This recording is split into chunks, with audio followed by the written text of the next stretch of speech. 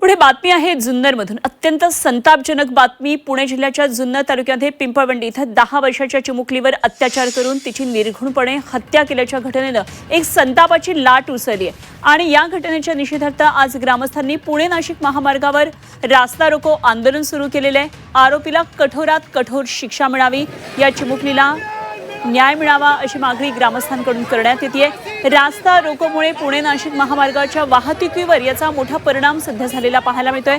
प्रशासनासमोर परिस्थिती नियंत्रणात आणण्याचं एक मोठं आव्हान निर्माण झालेलं आहे। पिंपळवंडी गावाची आपण दृश्य पाहतोय। गावामध्ये प्रचंड संतापाची लाट उसळलेली आहे। नसरापूर घटनेची पुनरावृत्ती। 9.5 वर्षाची ही चिमुकली होती आणि ओळखीच्या तरुणानं उसाच्या शेतात नेऊन तिच्यावर अत्याचार केले आणि अत्याचारानंतर तिची अत्यंत निर्घृणपणे हत्या केल्याचं समोर आलं। संतापाची लाट संपूर्ण गावात उसळलेली आहे। त्यामुळे पुणे नाशिक महामार्ग आज ग्रामस्थांनी रोखून धरलेला आहे।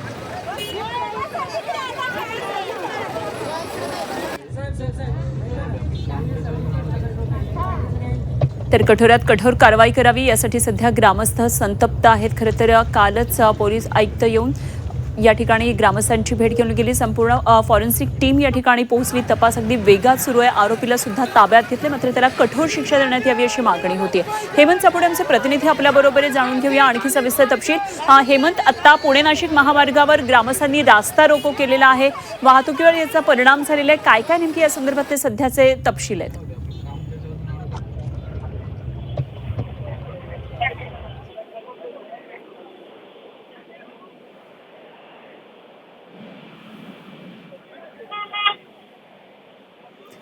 हेमंत, काय नेमके ग्रामस्थांनी जे आक्रमक पाऊल उचलले रास्ता रोको संदर्भातलं, काय तिथलं वातावरण सध्या आहे, काय ग्रामस्थांची मागणी आहे?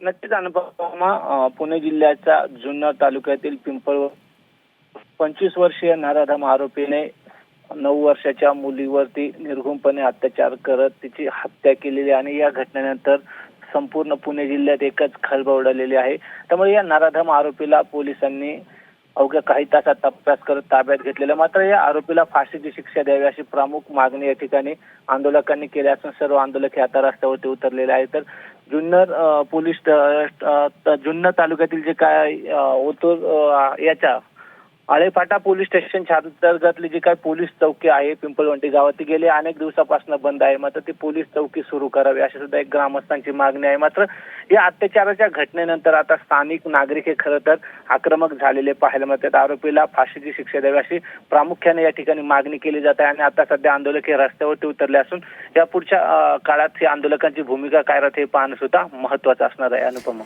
ठीक, हेमंत, धन्यवाद दिलेल्या या माहितीसाठी। हेमंत सापुडे आमचे प्रतिनिधी आपल्याबरोबर होते। तर पुणे नाशिक महामार्ग रोखून धरलाय, अत्यंत संताप व्यक्त होतोय, कठोरात कठोर कारवाई करावी या आरोपीवर अशा प्रकारची ही मागणी होतीये। त्यामुळे आता पोलीस प्रशासन या संदर्भात तात्काळ काय आणखी पावलं उचलतं हे बघणं महत्त्वाचं असणार आहे।